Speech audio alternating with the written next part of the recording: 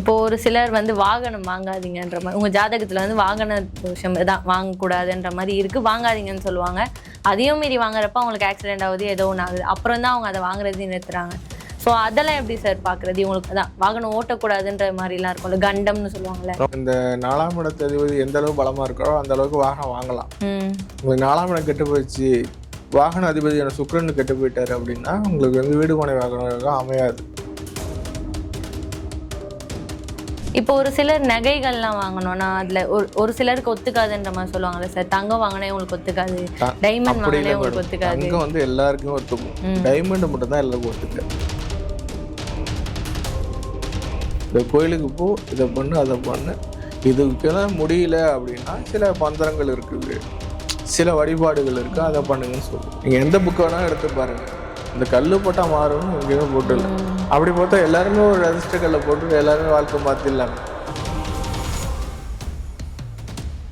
ஒருத்தவங்க business start பண்ணுறாங்க sir, start பண்ணோன்ட்டு first ஒன்று ஸ்டார்ட் பண்ணுறாங்க, அது ஃபெயிலியர் ஆகுது, இன்னொன்று பண்ணுறாங்க, ஃபெயிலியர் ஆகுது, தொடர்ந்து பண்ணிகிட்டே இருக்காங்க. அப்புறம் ஏதோ ஒரு பிஸ்னஸ் ஸ்டார்ட் பண்ணி அதில் சக்ஸஸ் ஆகுறாங்க.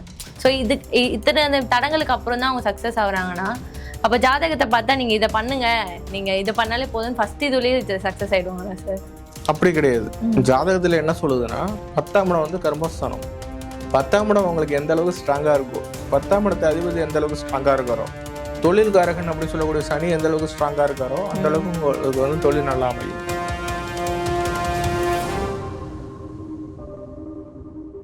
ஏன் தர்மம் பண்ணணும் திருப்பி சொல்கிறேன்னா, நான் சொன்ன அதே கான்செப்ட் தான், 1-5-9 கான்செப்ட்.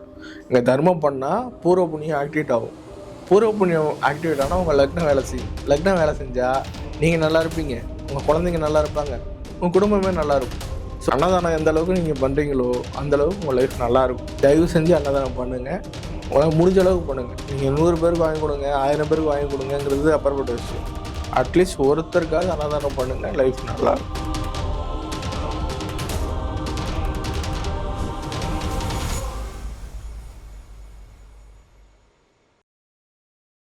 டிபிசி பக்தி நேயர்களுக்கு வணக்கம். இன்னைக்கு நம்ம நேர்காணல்ல ஜோதிட செம்மல் சூரத் பாலா அவர்கள் தான் இணைந்திருக்காரு. அவர்கிட்ட நம்ம ஜோதிட ரீதியா ஏற்படுற கேள்விகளுக்கான பதிலை கேட்டு தெரிஞ்சு. வணக்கம் சார். வணக்கம் மேடம்.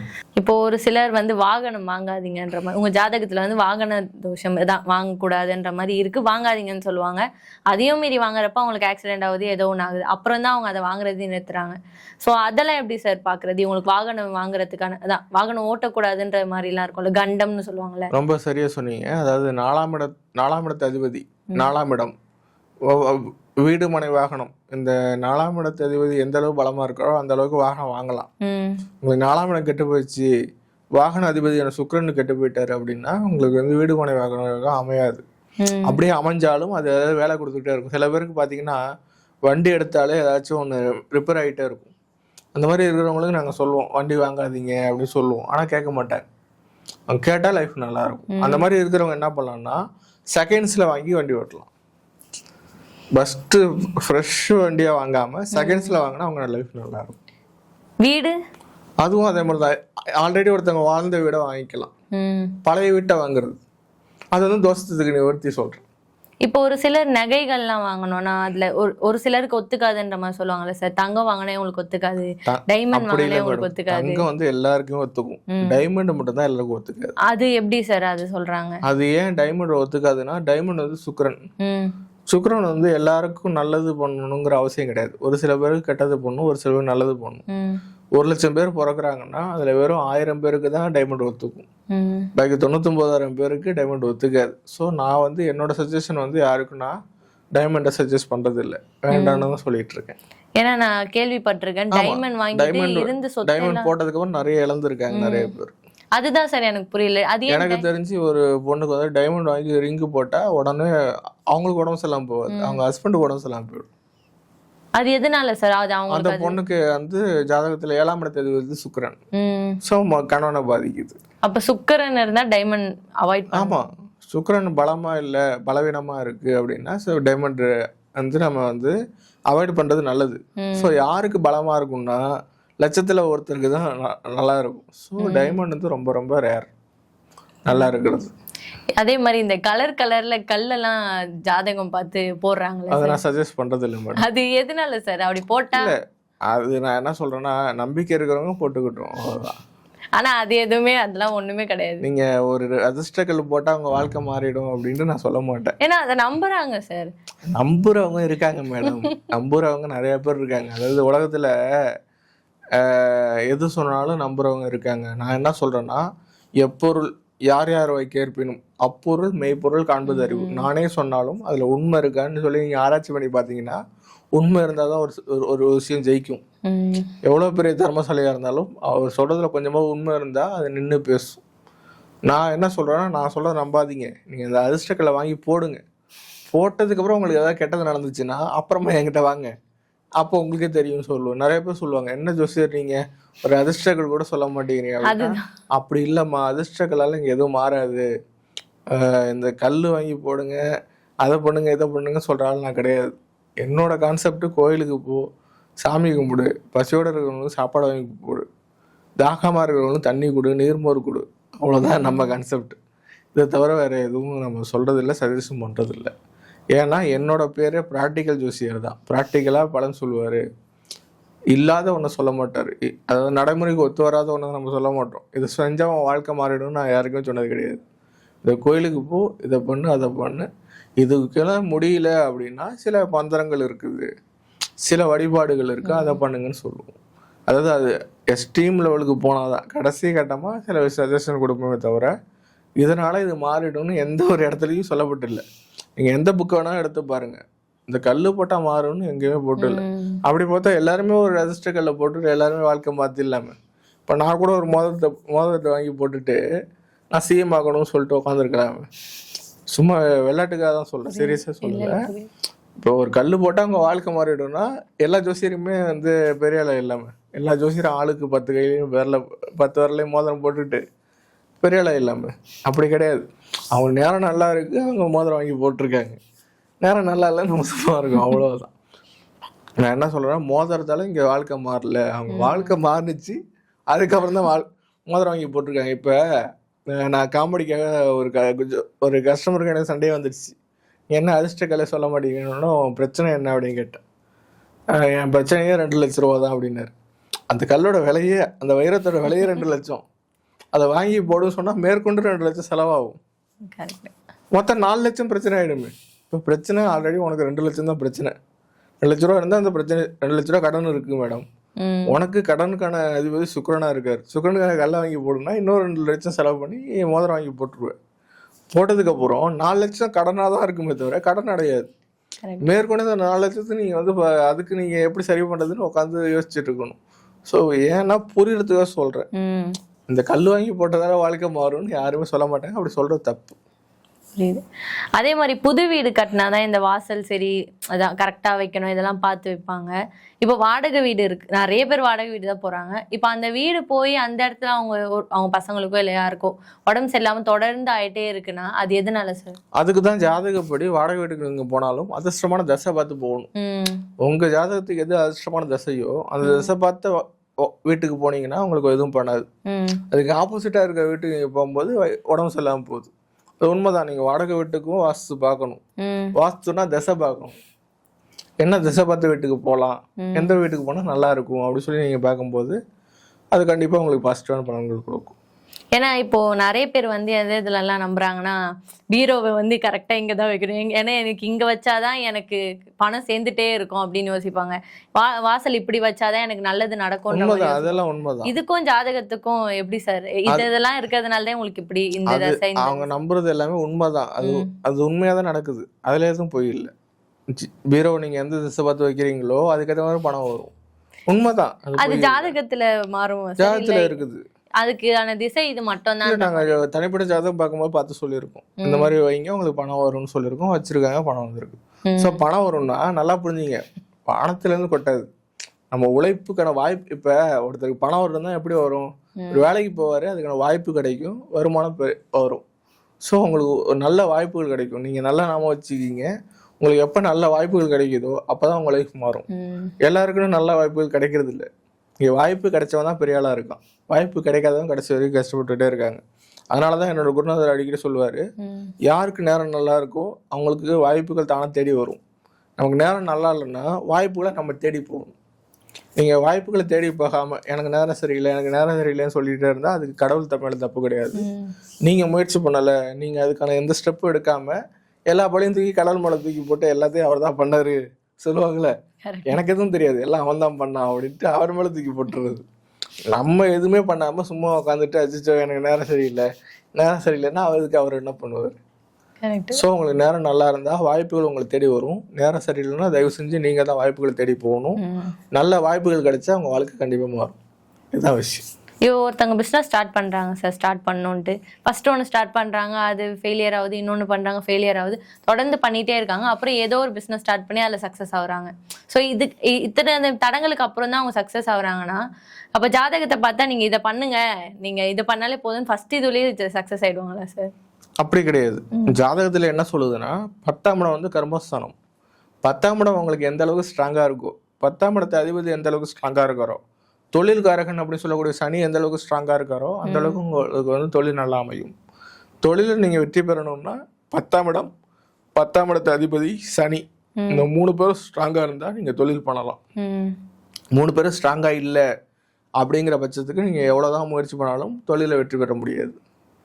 புரியுது. அதுக்கு தான் தொழில் ஆரம்பிக்கிறதோடனே எங்ககிட்ட ஜாதகம் வந்து பார்ப்பாங்க. வீட்டில் 4 பேர் இருக்காங்க, 4 பேர் ஜாதகத்தை எடுத்துகிட்டு வருவாங்க. அந்த 4 பேரில் யாருக்கு நான் சொன்ன 10ஆம் இடம் 10ஆம் இடத்து அதிபதி சனி இந்த 3 ஸ்ட்ராங்காக இருக்கோ அவங்க பேரில் தொழில் பண்ணால் ஜெயிச்சிடலாம். புரியுது. அதுக்கு தான் சொல்லுவாங்க. நிறைய வீட்டில் போய் நிறைய கம்பெனியில் போய் பார்த்தீங்கன்னா பெரிய பிஸ்னஸ் மேனாக இருப்பார், ஆனால் ஒய்ஃப் பேரில் கடை வச்சிருப்பார். பெரிய பிஸ்னஸ் மேனாக இருப்பார், பொண்ணு பேரில் கடை வச்சிருப்பார். ஏன்னா அந்த பொண்ணுக்கு தான் முதலியாகக்கூடிய யோகம் இருக்குது. புரியுது. ஆனால் அவருக்கு யோகம் கிடையாது. ஸோ அவர் பேரை மட்டும் மாற்றிக்கிட்டு தொழில் பண்ணிக்கலாம். இதுதான் ரகசியம். ஸோ யார் வேணால் ஜெயிக்கலாம், ஆனால் கொஞ்சம் மாற்றி யோசிக்கணும். இன்னொரு பக்கம் என்னன்னா வந்து ஒரு சிலர் வந்து மோட்டிவேஷனா இருப்பாங்க, நான் இதை பண்ணணும் அதை பண்ணணும்னு அப்படியே யோசிச்சுட்டே இருப்பாங்க சார். ஆனா அதை பண்ண மாட்டாங்க, சோம்பேறித்தனம் வந்துடும். இது எதனால சார்? அவங்க ஜாதகத்துல ஏதாச்சும் இப்படி இருந்தாதான் அவங்களால இது பண்ண முடியும்ன்ற மாதிரி இருக்கா, இல்ல அவங்க இப்படிதான் அவங்களோட கேரக்டரே அதுதான்ற மாதிரி அதனால அப்படி இருக்காங்க? அவங்க கேரக்டருக்கும் ஜாதகத்துக்கும் கண்டிப்பா சம்பந்தம் இருக்கு. ஆனா நீங்க அந்த ஜாதகத்தை மாத்தணும்னா ஒரு ரகசியம் இருக்குது. உழையும் உப்பக்கம் காண்பர், உழைவின்றி தாளாது உழற்றுபவர். இதுக்கு என்ன அர்த்தம்னா, விதியை ஒருத்தர் மாத்தணும் அப்படின்னு சொல்லி ஆசைப்பட்டாருன்னா கண்டிப்பா உழைச்சிக்கிட்டே இருக்கணும். எந்த அளவுக்கு நீங்க உழைப்பை போடுறீங்களோ கண்டிப்பாக அது ஒரு நாள் பலன் கொடுக்கும். சில பேர் என்ன பண்ணுவாங்கன்னா, சின்ன ஒர்க்கு தானே இதுக்கு எதுக்கு இவ்வளோ இது இம்பார்ட்டன்ஸ் கொடுக்கணும் அப்படி சொல்லி சின்ன சின்ன விஷயத்த கூட கேர்லெஸ்ஸாக ஹேண்டில் பண்ணுவாங்க. யார் ஒருத்தர் கேர்லெஸ்ஸாக ஹேண்டில் பண்ணுறாரோ அவங்க வாழ்க்கை கேர்லெஸ்ஸாக போயிடுது. எனக்கு பிடிச்ச ஒரு கதை கூட இருக்கும். ஒருத்தர் வந்து ஒரு கம்பெனியில் தொடர்ந்து 25 வருஷம் வேலை பார்த்துருக்காரு. என்ன வேலை பார்த்துருக்காருன்னா சிவில் கான்ட்ராக்டராக வேலை பார்த்துருக்காரு, வீடு கட்டி கொடுக்குறது. அந்த கம்பெனியோட மேனேஜர். இன்னும் 6 மாதத்தில் அவர் ரிட்டைர்மெண்ட். உடனே ஓனர் என்ன சொல்கிறாரு, நீ வந்து வேலையெல்லாம் நல்லபடியாக செஞ்சு கொடுத்தப்பா, நான் 6 மாதத்தில் ரிட்டைர்மெண்ட் ஆக போகிறேன். அதனால் இந்த 6 மாதத்தில் ஒரே ஒரு வீடு மட்டும் நீ கட்டி கொடுத்துட்டு அது நீ வேலை ரிட்டைர்ட் ஆகிடு அப்படின்னு சொன்னோன்னா இவனுக்கு இந்த அளவுக்கு செம டென்ஷன். சரி நம்ம வீட்டுக்கு போகலாம் சந்தோஷமாக இருந்தால் இப்பயும் வேலை கொடுக்குறாம பாரு அப்படின்னு சொல்லிட்டு ஓனரை அவ்வளோ திட்டிக்கிட்டு இது வரைக்கும் அவர் கற்றுக்கிட்ட மொத்த வித்தையும் அதில் காமிச்சிருக்கணும் அந்த ஆள். ஆனால் அப்படி பண்ணல, அப்படியே ஏட்டிக்கு போட்டியாக பண்ணுறது, வேண்டாம் விருப்பா. எவ்வளோ தப்பு பண்ண முடியுமோ அவ்வளோ தப்பாக கட்டி கொடுத்து ஏட்டா அந்த வீடை கட்ட சொன்னோம் அப்படின்னு ஓனரே வருத்தப்படுற அளவுக்கு கட்டி கொடுத்துட்டாரு. எல்லாம் ஃபினிஷ் பண்ணி சாவியை கொடுத்துட்டு அப்பாடா முடிஞ்சு நான் போகிறேன் முதலாளி அப்படின்னு சொல்லும்போது அப்போதான் ஓனர் ஒரு சர்ப்ரைஸ் கொடுக்குறாரு, இந்த வீடே உனக்கு தான்ப்பா அப்படின்னு சொல்லி சாவியை கொடுக்குறாரு. அந்த மாதிரி ஏன் சொல்றேன்னா, அப்ப எங்க போய் மூஞ்சி வச்சுக்க முடியும்? ஒண்ணுமே பண்ண முடியாது. வீட்டை ஃபுல்லா இடிச்சுட்டு திருப்பி தான் கட்டி ஆகும். ஏன்னா நமக்கு கொடுக்குற ஒவ்வொரு வாய்ப்பும் பெரிய கிஃப்ட். நம்ம என்ன பண்றோம், அதோட வாய்ப்போட அருமை தெரியாம அதை வந்து கேர்லெஸ்ஸா ஹேண்டில் பண்ணி ரொம்ப அலட்சியப்படுத்திடுறோம். நிறைய பேர் ஜாதகத்துல என்ன தப்பு நடக்கும்னா, நேரம் சரியில்லாதப்ப நல்ல வாய்ப்புகளை மிஸ் பண்ணிட்டு அச்சிச்சோ நல்ல வாய்ப்பு நான் மிஸ் பண்ணிட்டேன்னு வருத்தப்படுவாங்க. அவங்களெல்லாம் நான் என்ன சொல்கிறேன்னா, நீங்கள் வாய்ப்புகள் கிடைக்கும் போதே உஷாராக இருங்க. அதுக்கு நீங்கள் உஷாராக இருக்கணும்னா நீங்கள் தர்ம வழியில் இருக்கணும், கொஞ்சமாவது புண்ணியம் பண்ணியிருக்கணும், கொஞ்சமாவது தர்மம் பண்ணியிருக்கணும். ஏன் தர்மம் பண்ணணும் திருப்பி சொல்கிறேன்னா, சொன்னால் அதே கான்செப்ட் தான், 1-5-9 கான்செப்ட். இங்கே தர்மம் பண்ணால் பூர்வ புண்ணியம் ஆக்டிவேட் ஆகும். பூர்வ புண்ணியம் ஆக்டிவேட் ஆனால் உங்கள் லக்னம் வேலை செய்யும். லக்னம் வேலை செஞ்சால் நீங்கள் நல்லா இருப்பீங்க, உங்கள் குழந்தைங்க நல்லா இருப்பாங்க, உங்கள் குடும்பமே நல்லா இருக்கும். ஸோ திருப்பி திருப்பி திருப்பி திருப்பி அது எங்கே போய் நிற்கும்னா தர்மங்கிற ஒரு விஷயத்தெல்லாம் போய் நிற்கும். ஸோ நீங்கள் தர்மம் செய்யணும்னா அவசியம் சாப்பாடு வாங்கி கொடுத்தே ஆகணும். அன்னதானம் எந்த அளவுக்கு நீங்கள் பண்ணுறீங்களோ அந்த அளவுக்கு உங்கள் லைஃப் நல்லாயிருக்கும். அதனால் நம்ம நேயர்கள் எல்லார்கிட்டையும் நான் கேட்டுக்கிறது என்னென்னா, தயவு செஞ்சு அன்னதானம் பண்ணுங்கள். உங்களால் முடிஞ்ச அளவுக்கு பண்ணுங்கள். நீங்கள் 100 பேருக்கு வாங்கி கொடுங்க, 1000 பேருக்கு வாங்கி கொடுங்கிறது அப்புறப்பட்ட விஷயம். அட்லீஸ்ட் ஒருத்தருக்காவது அன்னதானம் பண்ணுங்கள், லைஃப் நல்லாயிருக்கும். இப்போ ஒரு சில வீட்டிலலாம் குழந்தை பிறந்ததுன்னா வந்து அதான் பணக்காரங்களாயிடுவாங்க. இல்லை ஒரு சில வீட்டில் குழந்தை பிறகுறப்ப இருக்கிறத விட கம்மியாயிடுவாங்க சார். எல்லாம் இந்த குழந்தை பிறந்ததால தான்ட்டு அதை ப்ளேம் பண்ண ஆரம்பிப்பாங்க. இது அந்த குழந்தையால தான் அவங்க பேரண்ட்ஸோட நிலைமை அந்த மாதிரி ஆகுதா, இல்லை அந்த குழந்தையோட ஜாதகம் இல்லை நேரம் இதனால அவங்களுக்கு அது மாதிரி ரிஃப்ளெக்ட் ஆகுதா சார்? இந்த கேள்வி வந்து நிறைய பேர் மனசுல இருக்குது. என்னன்னா, நான் பிறந்ததால எங்க அப்பா அம்மா இப்படி ஆயிட்டாங்க, நான் பிறந்ததால எங்க வீடு இப்படி ஆயிடுச்சுங்கிறாங்க. உங்களால எதுவுமே நடக்கல. ஆக்சுவலி இந்த மாதிரி இருக்கிற வீட்டில் நீங்கள் பிறக்கணும் அப்படிங்கிறது உங்களோட விதி. இந்த மாதிரி இருக்கிற வீட்டில் ஒரு குழந்தை அவங்களுக்கு பிறக்கணும் அப்படிங்கிறது அந்த அப்பா அம்மாவோட விதி. ஸோ ஒட்டு மொத்தமாக அந்த குடும்பத்தில் இருக்க எல்லாருக்குமே சேர்ந்து தான் நடக்கும். அந்த குழந்தை பிறந்ததால இது நடந்தது அப்படின்னு நம்ம சொல்ல முடியாது. நல்லது நடந்தாலும் சரி, கெட்டது நடந்தாலும் சரி, அந்த குழந்தை காரணம் கிடையாது. அந்த குழந்தையோட ஜாதகம் அந்த அப்பா அம்மா செஞ்ச புண்ணியத்துக்கு ஏற்ற மாதிரி தான் இருக்கும். ஸோ அப்பா அம்மாவும் அதுக்கு காரணம், இந்த குடும்பத்தில் இருக்க அத்தனை பேரும் அதுக்கு காரணம். ஸோ குழந்தையால இங்கே எதுவும் மாறல, குழந்தைய யாரும் திட்டாதீங்க, குழந்தையால இங்கே எந்த தப்பு நடக்கலை. நீங்கள் செஞ்ச பாவ புண்ணியம் அங்கே ரிஃப்ளெக்ட் ஆகுது, அது அங்கே ஜாதகத்தில் தெரியுது. நிறைய பேர் சொல்லுவாங்க, இந்த குழந்தை பிறந்ததுலேருந்து நாங்கள் வந்து கஷ்டப்பட்டுக்கிட்டே இருக்கோம். நீங்கள் கஷ்டப்படுற மாதிரி நீங்கள் பாவங்கள் செஞ்சுருக்கீங்க, அந்த பாவம் உங்களை வந்து கண்டினியூ ஆகிட்டு இருக்குன்னு அர்த்தம். இன்னும் அந்த பாவம் முடியல. எப்போ அந்த பொண்ணுக்கு 20 வயசு ஆகுதோ, அந்த பையனுக்கு 15 வயசு ஆகுதோ, அப்போலேருந்து நல்லா இருப்பீங்கிற மாதிரி இருக்கும். அது வரைக்கும் கஷ்டப்படுவாங்க. நிறைய பேருக்கு நான் கேட்டிருக்கேன், உங்கள் 15 வயசு வரைக்கும் கஷ்டப்பட்டீங்களா அப்படின்னு ஜாதகத்தை பார்த்து கேட்டால், ஆமாங்க ரொம்ப கஷ்டப்பட்டேன், 15 வயசுக்கு அப்புறம் தான் நல்லா இருக்கேன் அப்படின்னா, அது வரைக்கும் அந்த கெட்ட தசாபதிகள் நடக்கும். ஸோ ஒரு மனுஷனுக்கு அதிகபட்சம் 120 வயசு, 120 வயசு வரைக்கும் யாரும் உயிரோடு இருக்க போகிறது கிடையாது. 120 வயசுக்கு வரைக்கும் யாரும் இருக்க போகிறது கிடையாது. ஸோ என்னோட கான்செப்ட் என்னன்னா, வாழ வேண்டிய வயசு அப்படின்னு சொல்லக்கூடிய 25 வயசுலேருந்து 65 வயசுக்குள்ள நல்ல தசாபதிகள் வந்தால் மட்டும்தான் ஒரு மனுஷன் ஜெயிக்க முடியுது. அதுக்கு நல்ல தசாபதிகள் வரணும்னா நீங்கள் புண்ணியம் பண்ணியிருக்கணும். புண்ணியம் பண்ணால் திருப்பி அதே கான்செப்ட் தான் நீங்கள் தர்மம் பண்ணணும். ஸோ நீங்கள் தர்மம் பண்ணால் நல்லா இருப்பீங்கிறதா திருப்பி திருப்பி வந்துக்கிட்டே இருக்கும். ஸோ அப்போ தான் நல்ல தசாபதிகள் வரும், அப்போ தான் உங்கள் லைஃப் மாறும். ஸோ அதுக்கு நீங்கள் இப்பயே ஸ்டார்ட் பண்ணணும். நாளைக்கு பண்ணலாம், நாளான்னைக்கு பண்ணலாம், அப்புறம் பண்ணலாம் சொல்லி தள்ளி போட்டுகிட்டே இருந்தீங்கன்னா கடைசி வரைக்கும் தள்ளி போட்டுக்கிட்டே இருக்க வேண்டியதுதான்.